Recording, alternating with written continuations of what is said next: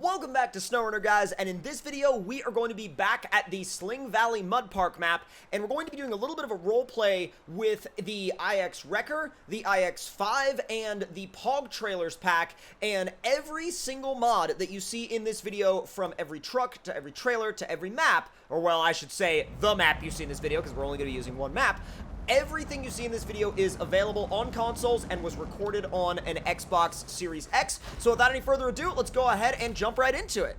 Now, the first thing we're going to be doing here after dropping into the garage is we are going to be storing that Hummer. And the main reason for that is not because the Hummer isn't a great rig, but because I have plans for much better vehicles to use. Now, for example, our tow rig today is going to be the IX Wrecker, a classic mod that dropped early in the life cycle of this game, but has since migrated over to consoles and has been sort of a staple of modding in SnowRunner. This is a very popular vehicle, and it's a vehicle that serves many different purposes throughout the game. It can be a rollback tow truck, it can be a box truck, it can be a pickup truck, it can be a rescue vehicle, it can be a vehicle that carries around your supplies or supplies for you and your friends as you play through a map. It can be a towing vehicle, it can be a hauling vehicle. It's really one of those jack-of-all-trades types of vehicles, and at the end of the day, it really does make a great vehicle for us to use here as our tow rig and potential rescue vehicle, foreshadowing as that may be,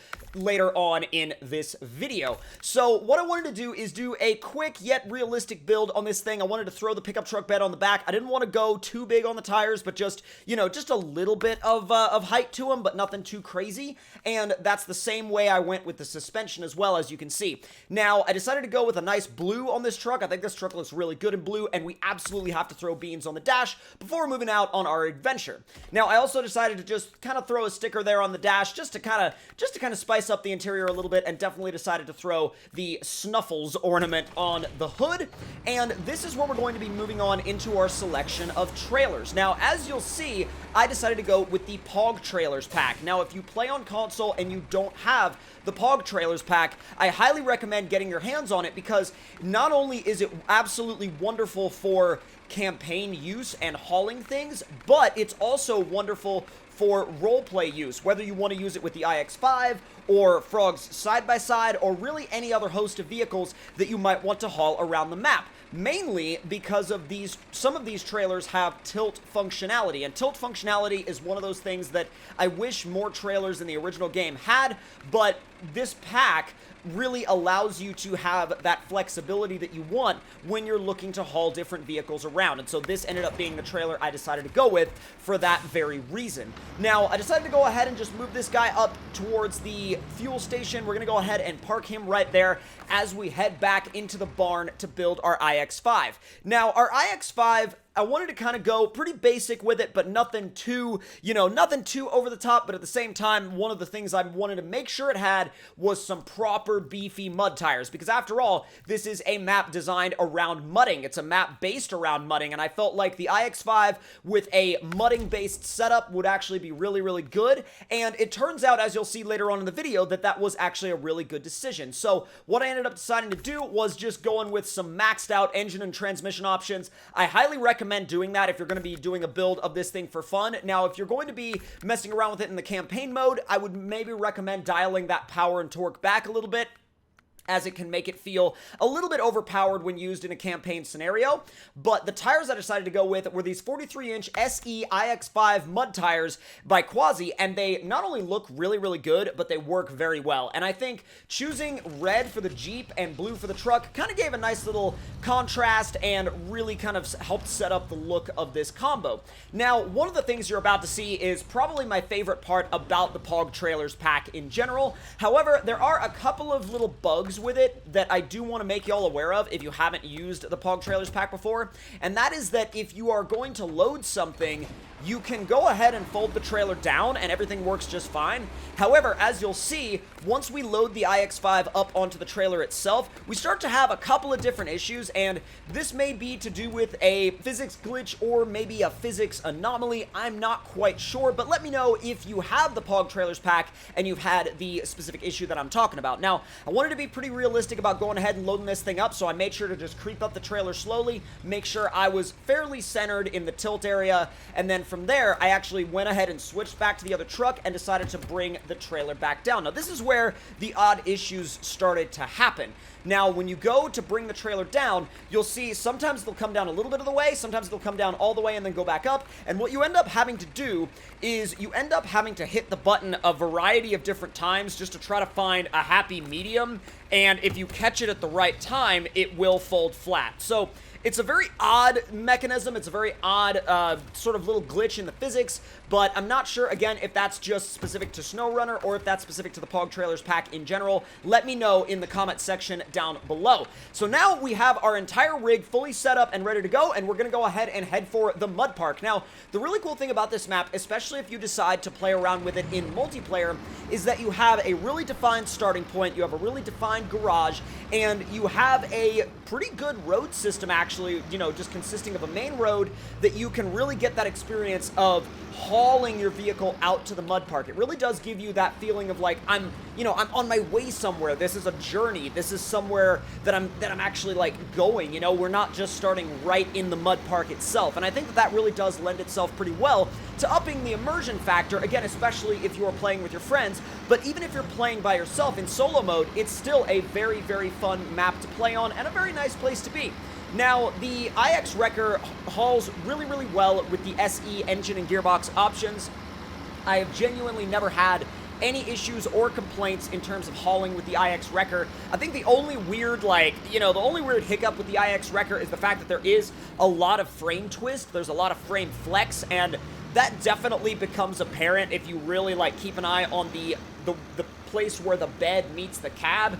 You can see them moving independently of each other half the time, and I think that that's just something that this truck has kind of taken on in the way that its physics play out. And I've talked to Puppy Master about this a couple of times, and he said it's kind of just an element of this truck. You know, I'm not pointing it out as something bad. It's just something that I notice, and I'm sure some of you guys have noticed as you've used this vehicle. So as you're hauling down this road, up here on the right, after this little downhill section, you can actually see that there is a hill climb section. Now, we're not going to be attempting the hill climb in this particular video, although I do recommend that if you haven't used this map before and you are a console player, definitely take your favorite high-powered vehicle over to that hill climb and just have a freaking blast. It is so much fun to just throw your vehicle at that hill and see how far you can go without either flipping over, getting off course, or a million other things happening. Now, as you can see, the mud park is absolutely open. Hint, hint, it's always open, but we're going to gloss over that. Don't worry about it.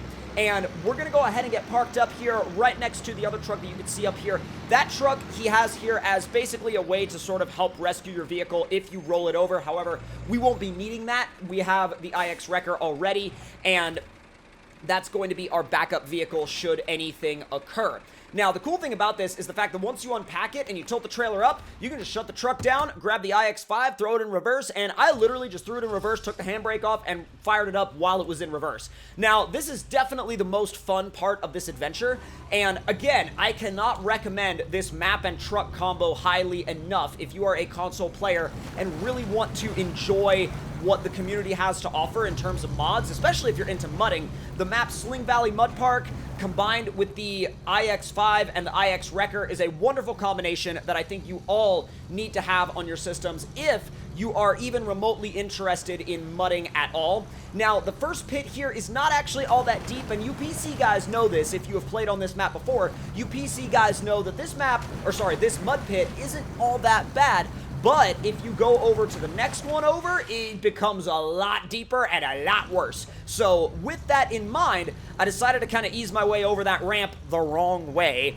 And, you know, it doesn't matter if you hit the ramp the wrong way or not, as long as you land on your wheels. I mean, at least that's what I like to tell myself. Now, if you're hitting these jumps in the IX5, I highly recommend going off the jump in auto and then shifting into high right before you land, and that way you can use the speed of the wheels to sort of catch you and make sure you don't nose in. Although, it only works on jumps that aren't super high. If the jump is super high, that strategy doesn't really work all that well, and so I do recommend that this jump kind of be the highest you use that strategy, because as you can see here, it really goes for a nosedive once it makes contact with the ground, and if you put it in high, you can save it, but you do have to be really, really, really careful that you don't end up using it on a jump that's too high. Otherwise, as you will see later on in the video, it can actually flip you over. So I also, at this point, was really debating on whether or not I should have gone back and put a cage on this thing, but I figured, you know, in true TC fashion, I was like, you know what, I'm already here, so don't worry about it. Now,